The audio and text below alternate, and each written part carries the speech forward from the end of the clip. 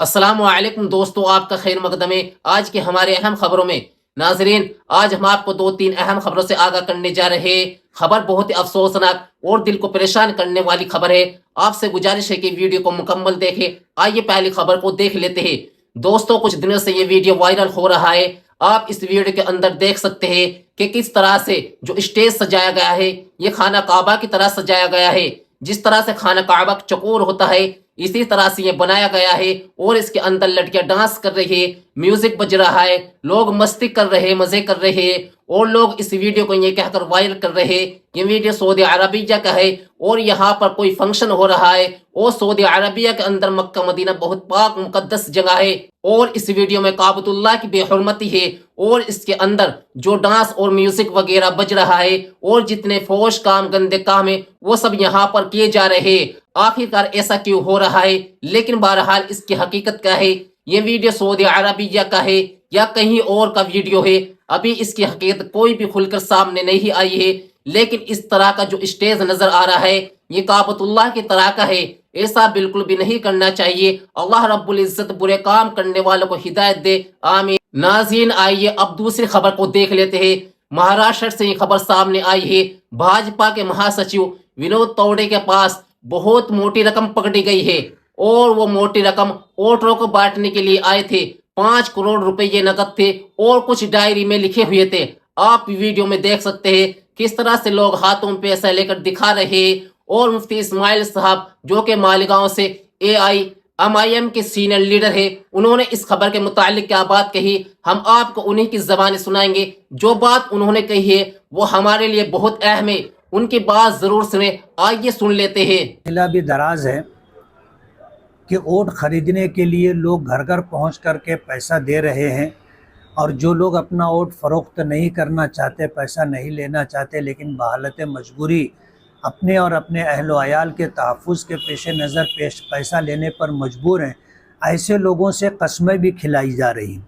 शरीयत का हुक्म ये है कि बहालत मजबूरी अगर आपने कसम खा ली है और आप शरीयत के ख़िलाफ़ ना अमल करते हुए, शरीयत पर अमल करते हुए अपने ज़मीर की आवाज़ पर आप वोट देंगे तो आपकी कसम टूट जाएगी।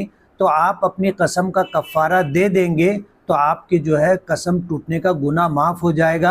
और कसम टूट जाने का कफ़ारा ये है कि आप 3 रोज़ा रख लें या 10 मिस्किनों को 2 वक्त पेट भर खाना खिला दें या 10 जोड़ा कपड़ा गरीबों को दे दें। इसलिए आप कसम खाने के बाद भी किसी किस्म का टेंशन न लें। आपके पास शरीयत ने रास्ता रखा है कि अगर आपकी कसम टूट जाती है तो आप कफ़ारा दे करके अपनी कसम से बरी हो सकते हैं। नाजरीन, अब आइए एक और अहम खबर को देख लेते हैं। मौलाना सज्जाद नोमानी साहब ने महाराष्ट्र के विधानसभा इलेक्शन पर अपनी एक राय रखी थी कि फला इलाके में इन उम्मीदवारों को जिताना है।